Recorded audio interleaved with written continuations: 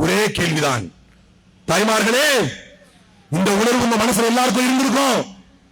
எவனோ ஒரு நடிகன் வந்து மத்தவெல்லாம் கட்சி ஆரம்பிச்சுட்டு அதுக்கப்புறம் வீட்டுக்குள்ள வந்திருப்பா. நான் உங்க வீட்டுக்குள்ள வந்துட்டு தான் நான் கட்சி ஆரம்பிச்சேன் டைலாக் அடிச்சா அதற்கு நம்பி உங்களுடைய வாக்கை செலுத்தினீர்களே. அவன் உங்க வீட்டுக்குள்ள வரும்போது புரட்சியாளனா வந்தானா? முத்துவேல் கருணாநிதி ஸ்டாலின் உங்கள் வீட்டுக்குள் வரும்பொழுது உங்கள் வீடுகளில் எரியாமல் இருந்த அடுப்புகளை எரிய வைத்தவர், படிக்காமல் இருந்த பிள்ளைகளை படிக்க வைத்தவர். உள்ள வந்தா உண்மைதான். எப்படி வந்தா? கூத்தாடியாக வந்தான். நீங்கள் சேர்த்து வைத்திருக்கின்ற காசுகளுக்கு சினிமா டிக்கெட்டுகளை உங்கள் பிள்ளைகளை வாங்க வைத்தார். அவனுக்கு பாலாபிஷேகம் செய்ய வைத்தார். அவனை நம்பி வந்தவர்கள் இறந்து போனால் ஏன் என்று கூட திரும்பி பார்க்காமல் ஓடினான். 42 பேர் கரூரிலே இறந்த போது கூட ஏன் என்று திரும்பி பார்க்காத ஒருவனை ஜெயிக்க வைத்துவிட்டு, அந்த சம்பவத்துக்கும் தனக்கும் எந்த சம்பந்தமும் இல்லை என்றாலும் தன்னுடைய ஆட்சியில் நடந்த ஒரே காரணத்துக்காக இத்தனை வயதிலும் இரவோடு இரவாக ஓடி வந்த ஒரு தலைவனை தோற்கடித்தீர்களே. மக்களே, இது வரலாற்று பிழை. இது வரலாற்று பிழை.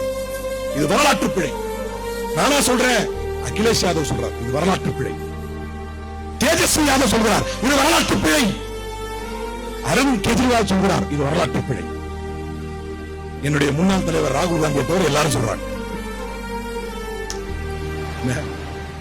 இது வரலாற்று பிழை என்று.